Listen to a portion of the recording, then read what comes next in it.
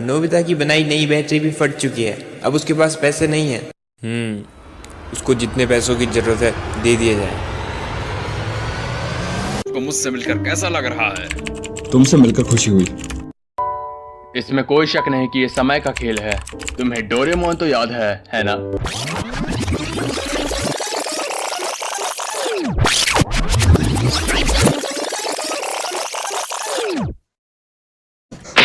Doraemon, मुझे वो दो जो मैंने उस समय इस्तेमाल किया था। हे डोरेमोन, क्या तुम ठीक तो हो ना? डोरेमोन। डोरेमोन की बैटरी खत्म हो चुकी है। अब वो हिल भी नहीं सकता। नोबिता की मॉम नोबिता और डोरेमोन को डिनर के लिए बुलाती है। नोबिता, डोरेमोन, डिनर तैयार है। लेकिन जब नोबिता की मॉम देखती है कि वो दोनों काफी देर के बाद भी डिनर के लिए नहीं आते, तो वो रूम में उनको बुलाने जाती है, जहाँ नोबिता एक किनारे में बैठ के रो रहा होता है और डोरेमोन सामने पड़ा हुआ होता है। नोबिता की मॉम चौंक जाती है और नोबिता के बगल में जा बैठती है। नोबिता अपनी मॉम की गोद में सर रख के रोने लगता है। नोबिता की मॉम नोबिता को हिम्मत दिलाती है। आफ्टर 1 वीक, शिजुका, सुनियो, जियान नोबिता के बारे में बात कर रहे होते हैं, क्योंकि नोबिता एक हफ्ते से स्कूल नहीं आया होता है। स्कूल से घर जाते वक्त शिजुका नोबिता से उसके घर जाके मिलने का प्लान बना ही रही होती है कि उसको नोबिता दिख जाता है, जो कि कुछ किताबें लेके बुक स्टोर से बाहर आ रहा था। नोबिता थोड़ा खोया और दुखी लग रहा था। शिजुका नोबिता से स्कूल ना आने के बारे में पूछती है, तो नोबिता कहता है कल से डेली का। और जब वो डोरेमोन के बारे में पूछती है तो नोबिता इमोशनल हो जाता है और कहता है डोरेमोन हमेशा के लिए चले गया है, और ये कह के नोबिता घर को चले जाता है। शिजुका समझ जाती है कि डोरेमोन के चले जाने की वजह से नोबिता स्कूल नहीं आ रहा, और वो ये बात बाद में जियान, सुनियो और डेकिसुकी को बताती है। नोबिता को बुरा ना लगे इसलिए जब नोबिता स्कूल आता है तो जियान और सुनियो भी नोबिता से डोरेमोन की बात या फिर वो कहाँ गया इस बारे में कुछ नहीं पूछते।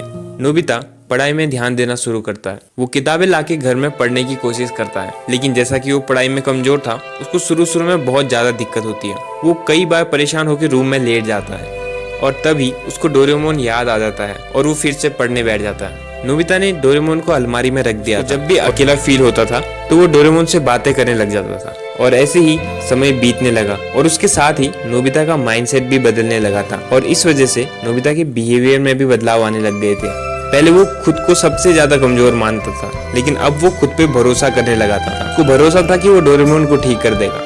अब वो पहले जैसे जल्दी से हार भी नहीं मानता था, और यहाँ तक कि उसने अपनी नींद और आलस करने वाली आदत को भी छोड़ दिया था, क्योंकि अब कोई नहीं था जो नोबिता को डांटे और सुबह जल्दी उठा के स्कूल भेजे।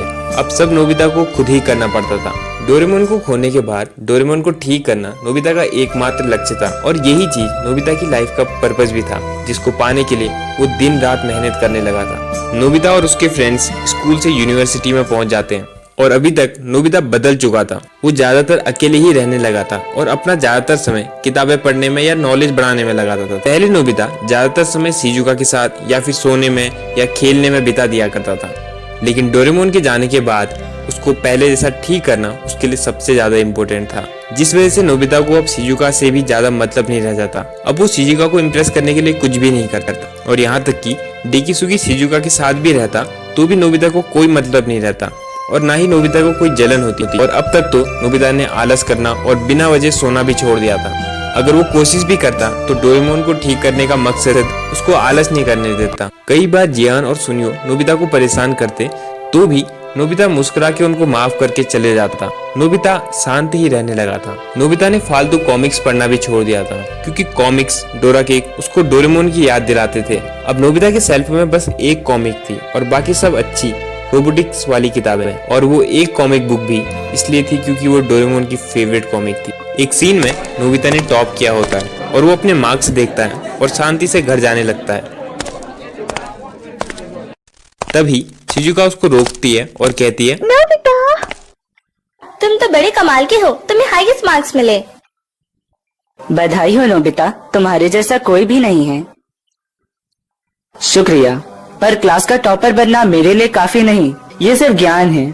मुझे अभी काफी मेहनत करनी है। अगर तुम अपनी बॉडी पर इतना ज्यादा दबाव डालोगे तो ये तुम्हारे लिए अच्छा नहीं होगा। बहुत टाइम हो गया है, हम स्कूल की पीछे वाली पहाड़ी पर नहीं गए, चलो वहाँ चलते हैं। थैंक यू शिजुका, पर इस बार नहीं, मुझे काफी काम है, तो अगली बार चलेंगे। डेकिसुकी नोबिता के बिहेवियर को देख के कहता है नोबिता बदल चुका है। तब शिजुका